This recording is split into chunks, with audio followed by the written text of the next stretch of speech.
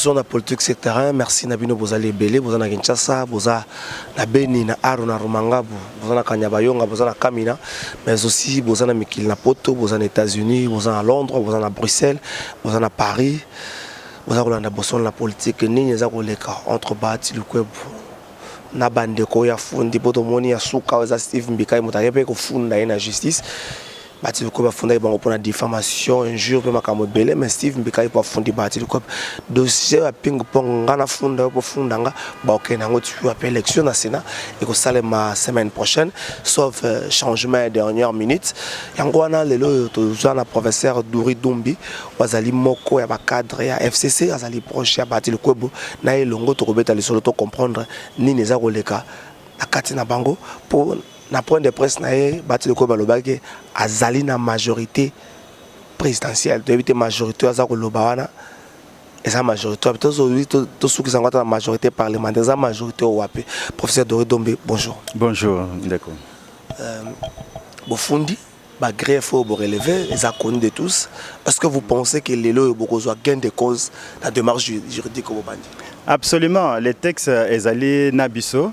bandeko wana basali makambo ya muyibi na lopoto bazobenga ngo ba imposteur ba rebelle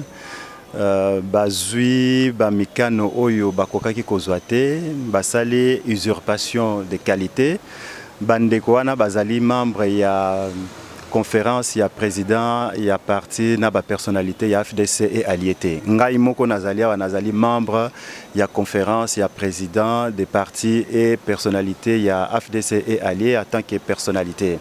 Na kati ya lingomba ya ba imposteur wana ba rebelle wana ezalika ndeko Steve Mbikai na parti o aza ko représenter parti naye PT voilà nandeko Loseki Loseki azo représenter parti naye ADPS ou bien lo moko ya ndenge wana azape na ba député te azape na vraiment na poids mingité kaka batu mibale wana baoyo ozomona bajanga janga azali membre ya FDC janga azali membre ya AFDC parti politique likambo ya regroupement étaliété azali na AFDC et allié en tant que membre ya parti politique AFDC azana droit ya chapitre te tango to sanganaka na conférence ya ba président ezala janga ezala bazui ba kombo ya batu oyo baza yango na tofundi bango pour eza muyibiti eza neti papa yo na ndako na yo moto ya kota ya kolobaki o yende mukolo ndako ba kiti wana ya ye ba nini d'abord c'est inadmissible eza muyibi ezali rébellion donc ils doivent subir la rigueur de la loi. Il n'y a pas autre chose. Ndeko Steve Mbikai azwambongo netinga na zwambongo. Papier wana na sinyanga pe na zalo papa yoka est très important. Nga na zoebisa bino nazaki candidat député national na Funa. Na liste ya AFDC et allié. Na zwambongo wana na signa acte wana. Non seulement ça, les actes d'engagement, ils ont reçu tous les mbongo. Tant que vous avez mbongo, yo moko ba pesi obic au komi kombo na Steve Mbikai akoma kombo na ye. Azata tata mukolo atika makambo ya buzo ba ndenge wana eza normalité. Mais Steve Mbikai bango pe ba lobi que non, eza mbongo ya professeur Bati le Kweb na banziete AFDC oza mingi lingomba batomaele ye professeur Bati le Kweb la professeur yo pe professeur ba beza mbongo utaki na FCC Bati le Kweb qui plus d'1 million. Non, Bati le Kweb soko zalaki ndeko na bino bayaki na conférence de presse ya professeur Bati mukolo na parler du peuple. Bapesa qui 640 je crois plus ou moins 640 na candidat $640 yango FCC et pesa $640 par candidat surtout zaki na plus ou moins tochaka 500 candidats on avait donc le procès Bahati a tiré la cause mbongo je crois ezalaki plus ou moins mais après ça qui ba chiffre on a conférence de presse ezalaki $640,000 $640,000. Maintenant, $640,000, on a plus ou moins $640 par individu. Pour que Barati a foutu la caution. Même na ba ministre. Na kati ba candidat AFDC et allié, ba ministre bazaki dont Steve Mbikai azara ministre na gouvernement à Chibala. Mais ba foutu AP Sabino kaka reçu ya des Gérard oyo ye afutaka caution eza wapi bokomo na reçu eko bima na ndenga aza eliwana eza reçu oyo baati afuta ba document wana muto préparango ezali secrétaire permanent na biso maître Ekila ye muto akendaka préparer ba dossier abatu nyonso na oya biso moko ozomona makambo ezo baza kosala ba eza makambo soni e muto ndengo na linya za akanisa ko za la femme ministre na kati alternance tozo sala lelo jamais de la vie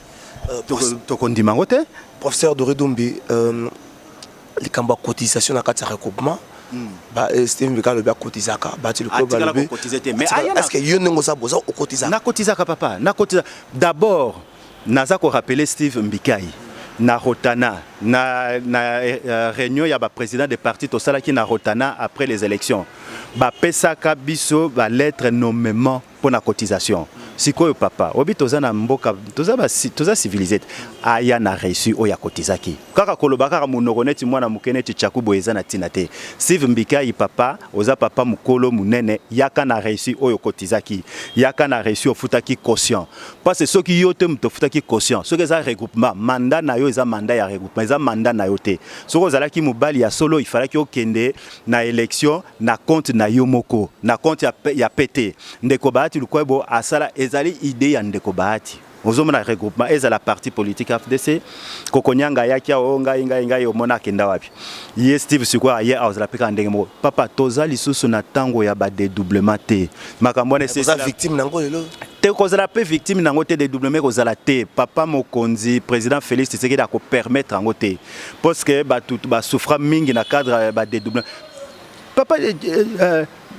G7 ba dédoublaka bango ti baza wapi ti bala dédoublaka UDPS hein nani oyo camarade nanga oyo ya lemba papa oyo Mubake asala pe ya yo UDPS ekenda wapi mutu so aza na vision na ye mutu so aza na idée na ye ata ba bike misu makasi ndokite na Kinshasa mutu so aza na vision na AFDC eza vision ya professeur Bahati Lukwebo eza ko ata biso yo ata biso ba Dori oyo ba professeur Dori lobi to ko tout atolo te ko ngana za fondateur ngana za te toza ba fondateur toza atana toza mais mutoza idée vision makanisé ezali ya professeur Bahati Lukwebo tosoki sa professeur Dori siège na bango est-ce que ba ko perdre yango na baxela pe motuna bozo bongama ndenge nini pona élection ya Sénat pona komi na oki na FCC bakomi ko bela ke soki Bahati aleki donc ba sénateur basai corrompu papa ape bozo soutien Katumbi papa je vous dis